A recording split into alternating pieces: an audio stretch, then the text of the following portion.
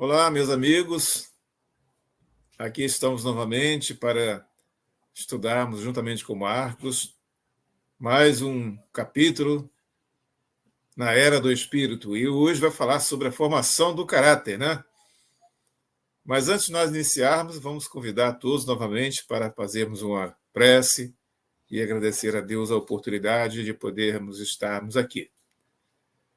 Senhor Jesus, aqui, Senhor, nos encontramos em Teu nome para iniciarmos mais um estudo no quadro Na Era do Espírito. Que os amigos espirituais possam nos envolver e assim, Senhor, estarmos com o nosso coração aberto para aprendermos e, desta forma, Senhor, estarmos mais fortalecidos diante das lutas da vida. Obrigado, Senhor, que assim seja. Meu amigo Marcos e Mário, é um prazer enorme tê-lo novamente aqui hoje. E hoje você vai falar sobre a formação do caráter.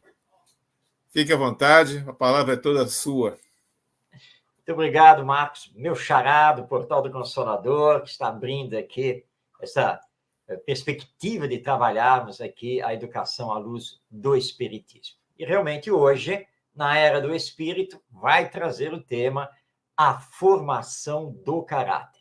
Você que está aí nos acompanhando, ou que vai passar a nos acompanhar a partir de agora, vai perceber que na primeira parte aqui do programa, nós estamos nos baseando em questões de O Livro dos Espíritos.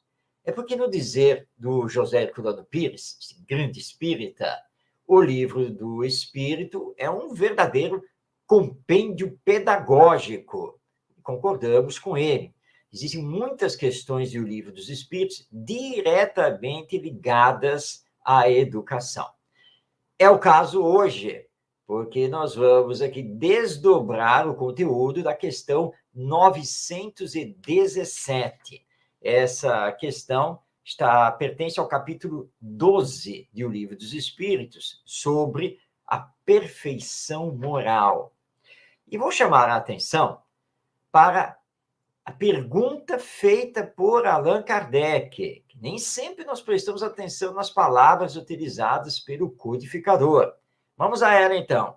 Ele pergunta: qual é o meio de se destruir o egoísmo? Prestou atenção na pergunta? Qual é o meio de se destruir o egoísmo? Não é o meio de minimizar o egoísmo, de diminuir o egoísmo em nós e na humanidade. Qual é o meio de destruir, de acabar com o egoísmo? Os espíritos, então, respondem, e especificamente a resposta é assinada pelo espírito Fénelon, que foi um filósofo francês muito importante, e ele vai lembrar que a questão está toda na educação. E aí Allan Kardec faz uma nota, uma observação à resposta dada por Fénelon em nome dos espíritos superiores. Essa nota é o Allan Kardec educador na sua essência. E desdobrando, então, a resposta dada por Fénelon, que para destruir o egoísmo nós precisamos da educação, diz então Allan Kardec. Então vamos abrir aspas e passar a palavra ao codificador. A cura, ou seja, a cura do egoísmo, poderá ser prolongada, porque as causas são numerosas, mas não se chegará a esse ponto se não se atacar o mal pela raiz, ou seja, com a educação. Não é essa educação que tende a fazer homens instruídos, mas a que tende a fazer homens de bem. A educação, se for bem compreendida, será a chave do progresso moral. Quando se conhecer a arte de manejar os caracteres, como se conhece a de manejar as inteligências, poder-se-á endireitá-los da mesma maneira como se endireitam as plantas novas. Fechando aspas, vamos dar uma paradinha aqui na fala de Kardec para compreendê-la.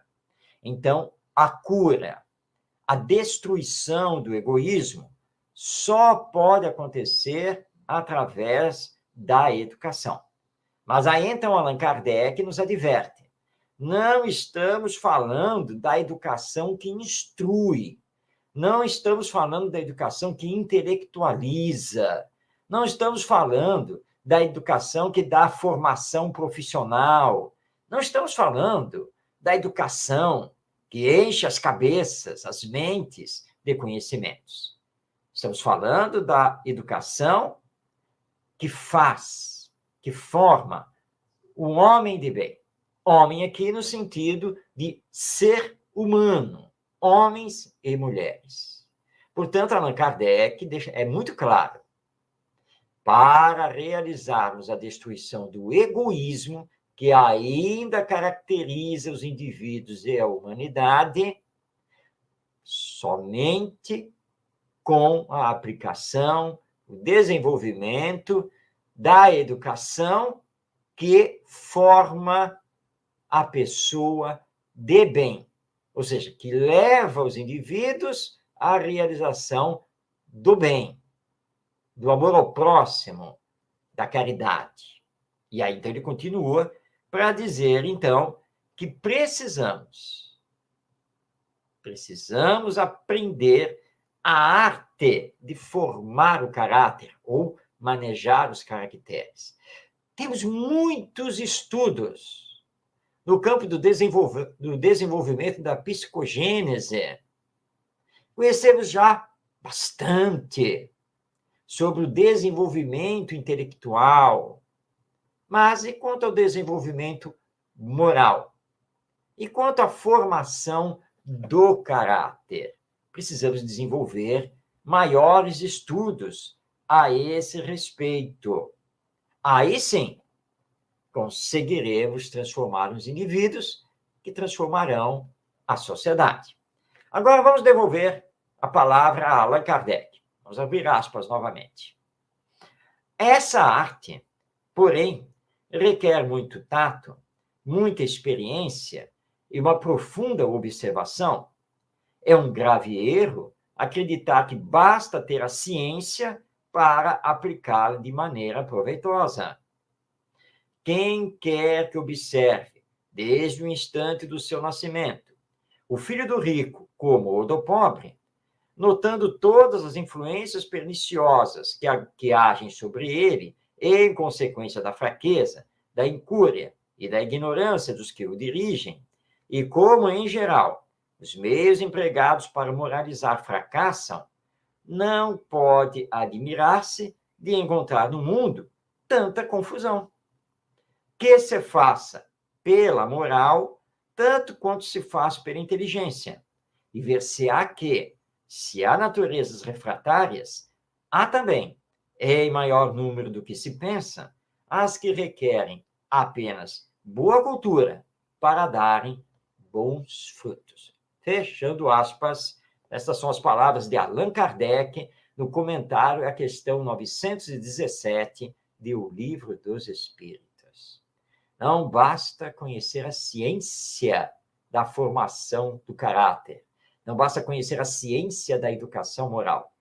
É preciso ter tato, é preciso ter sensibilidade, é preciso se educar, se trabalhar. Por isso, grandes educadores repetem que a essência, o fundamento da educação é o amor. Amor é sentimento.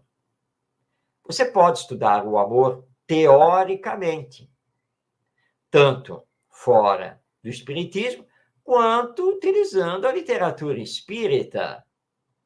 E nós temos literatura muito boa a esse respeito, tanto de autores desencarnados quanto de autores encarnados. Mas não basta teorizar, não basta conhecer a ciência do amor, não basta saber o que seja educação moral e como realizar o desenvolvimento, a formação do caráter do educando, que é esse espírito atualmente reencarnado. Não basta essa teoria. Claro que esse conhecimento é muito importante. Mas se você não senti-lo, não estiver sensibilizado intimamente para a sua aplicação, não vai adiantar. Porque a educação moral, ela não se realiza apenas pela teoria, é pela vivência. Então, nós, educadores espíritas, nós que somos pais, que somos avós, que somos tios, que somos evangelizadores no centro espírita, que somos professores na escola, nós, educadores espíritas, precisamos permitir que a educação moral do espírito reencarnado realmente mexa conosco. Temos que estar sensíveis aos nossos educandos, porque cada espírito possui a sua história evolutiva. Cada espírito é uma individualidade complexa em si mesmo. Se não tivermos amor a essa tarefa, e se não estivermos corrigindo em nós as más tendências que ainda trazemos, e estamos falando aqui de más tendências de caráter, como vamos trabalhar isso, essa arte da formação do caráter com os nossos educandos? Porque eles nos sentem, eles nos percebem, eles captam as nossas vibrações e sabem muito bem quando estamos falando apenas da boca para fora, porque não somos aquilo que estamos falando. Mas precisamos ser. É um esforço educacional, é um processo de vir a ser, mas um processo constante, que não pode ser perdido. E aí os nossos educandos percebem que estamos nos trabalhando, que estamos nos esforçando para melhorarmos. Ficando, então, um convite para que eles nos acompanhem.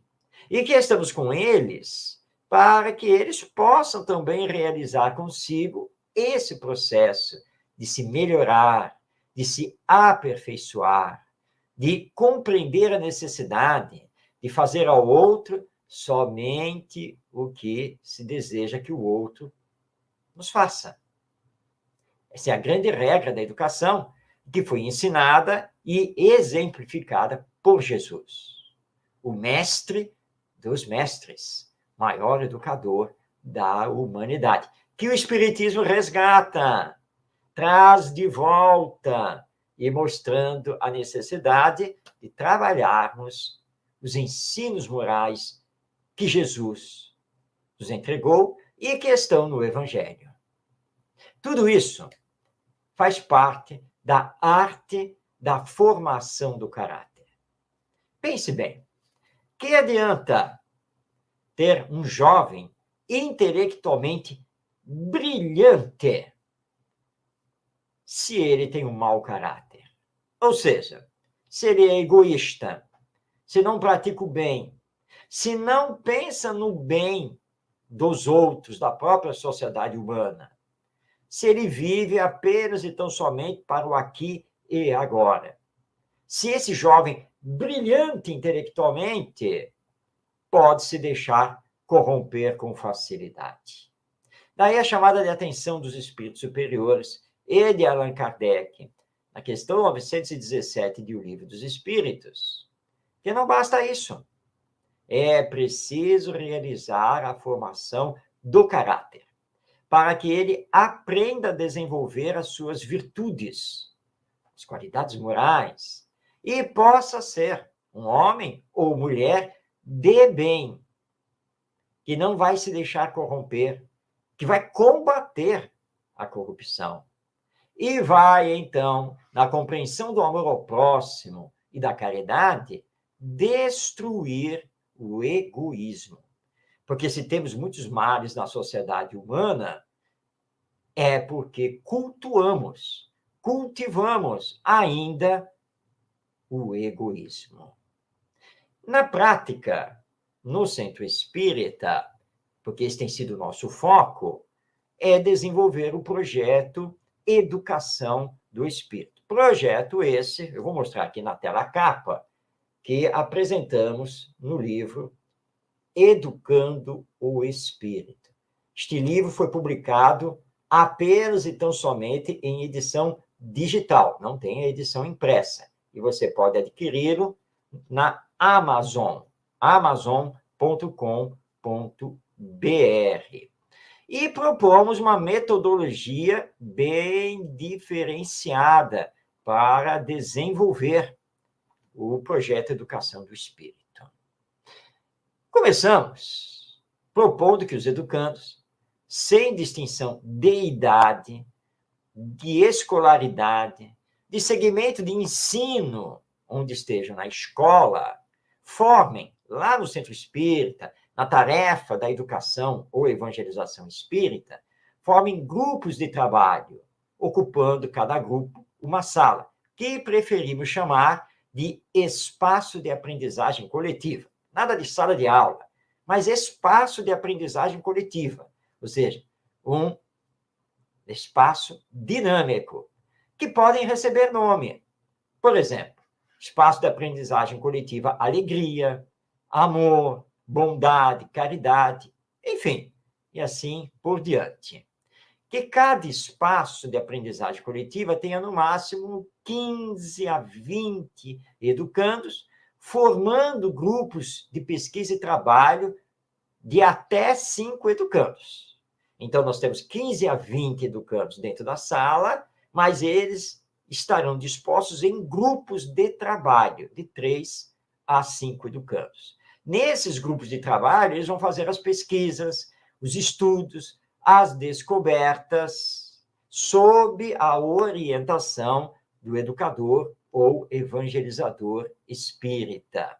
Portanto, os espaços de aprendizagem coletiva são verdadeiras salas de trabalho e que devem ter todos os recursos disponíveis. Então, livros, jogos educativos, as mesas, as cadeiras, materiais didáticos necessários, computadores, celulares, que poderão ser utilizados sempre sob a orientação do educador para as pesquisas, para os estudos que estão sendo propostos.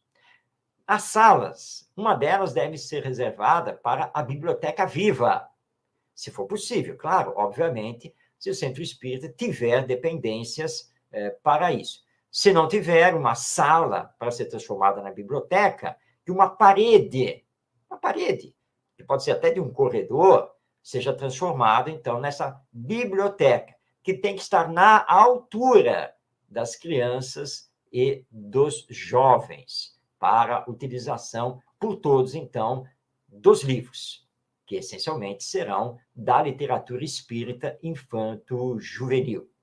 Também podemos colocar nas salas, nos espaços de aprendizagem coletiva, nos corredores, música ambiente, de preferência, música clássica, música instrumental, porque a música sensibiliza o espírito e vai formar o hábito nesses educandos de ouvirem uma boa música, uma música que eleva o padrão vibratório.